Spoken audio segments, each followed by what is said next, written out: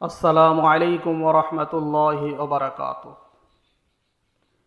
সামনে কুরবানির ঈদ। যাদের সমর্থন আছে তারা যেন কুরবানি দেয়, এ কথা বলেছেন বিশ্বনবী মুহাম্মদ রাসূলুল্লাহ সাল্লাল্লাহু আলাইহি ওয়াসাল্লাম। যাদের সমর্থন আছে তারা যদি কুরবানি না দেয়, আল্লাহর দরবারে ধরা খেতে হবে, হিসাব দিতে হবে। আবার কুরবানির যে পশু কিনেছি আমরা, অনেকে ছাগল, অনেকে গরু কেনা হয়ে গেছে।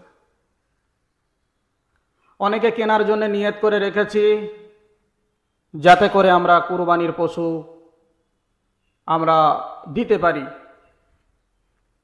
আল্লাহর রাহে কুরবানি করতে পারি। আল্লাহ পাক রব্বুল আলামিন তার কোরআন শরীফের ভিতরে বলেছেন,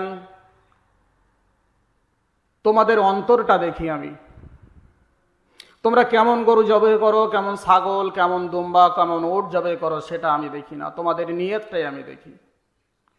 গরুর গলে, উটের গলে, ছাগল, দুম্বা, ভেড়া এদের গলে যখন ছুরি চালাও, তখন ছুরি চালানোর সাথে সাথে যে রক্তটা প্রবাহিত হয় জমিনে পড়ার আগে, আল্লাহর দরবারে মঞ্জুর হয়ে যায়। সুবহানাল্লাহ, সুবহানাল্লাহ। তাহলে কুরবানিটা কত পবিত্র, কত মারাত্মক ধরনের একটা ইবাদত, যে ইবাদতটা আল্লাহ পাক রব্বুল আলামিন কিয়ামতের দিন পুল সিরাত পার করার জন্য সাহায্য করবেন।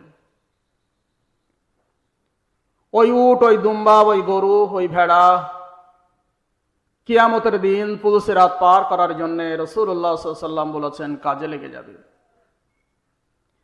সেই সাথে সাথে আমাদের নিয়তটাও সঠিক হতে হবে। অনেকে নামাজ পড়ে না, কুরবানি দিচ্ছে। অনেকে জীবনে রোজাও রাখে না, কুরবানি করছে। অনেকে ভাগী আছি আমরা, যে কুরবানিগুলো আমরা করি, ভাগীদের ভেতরে কেউ নামাজ পড়ে, কেউ নামাজ পড়ে না। এমন ভাগীদের সাথে কুরবানি দেবেন না। যার নামাজ নেই তার কোনো ধর্ম নেই। বিশ্বনবী মুহাম্মদ রাসূলুল্লাহ সাল্লাল্লাহু আলাইহি ওয়াসাল্লাম বলেছেন, অন্য ধর্মের সাথে মুসলমান ধর্মের এতটুকু পার্থক্য মাঝখানে, সেটা হলো নামাজ। যার নামাজ নেই তার কোনো ধর্ম নেই। তাহলে ধর্ম যদি না থাকে, লোক দেখানোর জন্য কুরবানি দেওয়া আমাদের কোনো দরকার নেই। কুরবানি যারা দেবেন, জিলহজ মাসের চাঁদ ওঠার সাথে সাথে তার আগে হাতের নখ, পায়ের নখ, চুল, দাড়ি, মোছ, গোঁফ যাই কাটেন না কেন কেটে নেবেন। আর যদি সেটা কুরবানির চাঁদ ওঠার পর থেকে কুরবানি পর্যন্ত যদি আপনি না কাটেন, বিশ্বনবী মুহাম্মদ রাসূলুল্লাহ সাল্লাল্লাহু আলাইহি ওয়াসাল্লাম বলেছেন একটা সুন্নত আদায় হবে।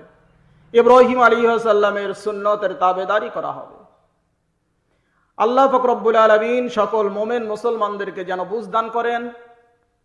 সেই সাথে সাথে আরো বলি, অনেকের গরু, ছাগল দাঁত দেখে বেড়ায়।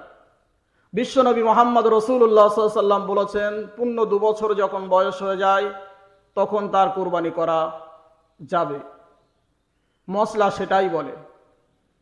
কিন্তু আমরা অনেকে দাঁত না উঠলে দেখা যায় কুরবানি দেইনে, দাঁত দেখে বেড়াই।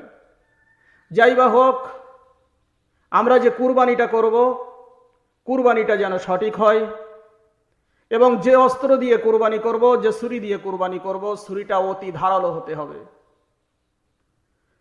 আল্লাহ পাক রব্বুল আলামিন আমাদের সকলের যেন নামাজি বানিয়ে দেন, মুসলমান বানিয়ে দেন।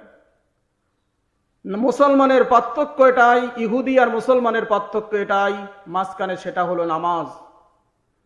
চালি রাসূলুল্লাহ সাল্লাল্লাহু আলাইহি ওয়াসাল্লাম বলেছেন, যার নামাজ নাই সে যদি মুসলমান না হয়, তাহলে কোন হিসাবে তার সাথে ভাগী হয়ে আমি কুরবানি করব?